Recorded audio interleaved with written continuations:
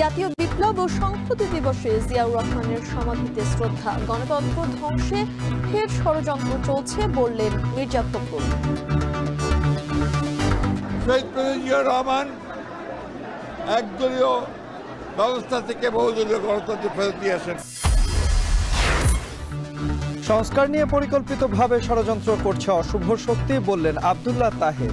নেতৃত্বের জন্য তরুণদের প্রস্তুতি নিতে আহ্বান আমিরের। একটি সুষ্ঠু নির্বাচনের জন্য যেই পাটাতন তৈরির কথা, সেইখানে সমস্যা তৈরি করা হচ্ছে যে ইচ্ছাকৃতভাবেই কোনো একটি অশুভ শক্তি। জুলাই সনদে রাখা যাবে না নোট অফ ডিসেন্ট বললেন নাহিদ ইসলাম। প্রধান উপদেষ্টাকে দ্রুত বাস্তবায়ন আদেশ জারির আহ্বান। যারা নির্বাচন বাধাগ্রস্ত করতে চায় তারা পতিত স্বৈরাচারের দোষর। নেত্রকোনায় প্রেস সচিব। ফেব্রুয়ারিতেই ভোট বিভ্রান্তির সুযোগ নেই। চট্টগ্রামের বায়জিতে বাবলা হত্যার দুদিন পর মামলা, আসামি 16।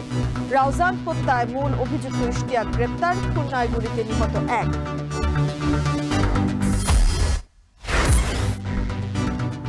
সরবরাহ সংকটের অজুহাতে অস্থির পেঁয়াজের বাজার। কেজিতে বেড়েছে 30 টাকা পর্যন্ত। চাঁদপুরে 1 কেজির ইলিশ প্রায় 2700 টাকা।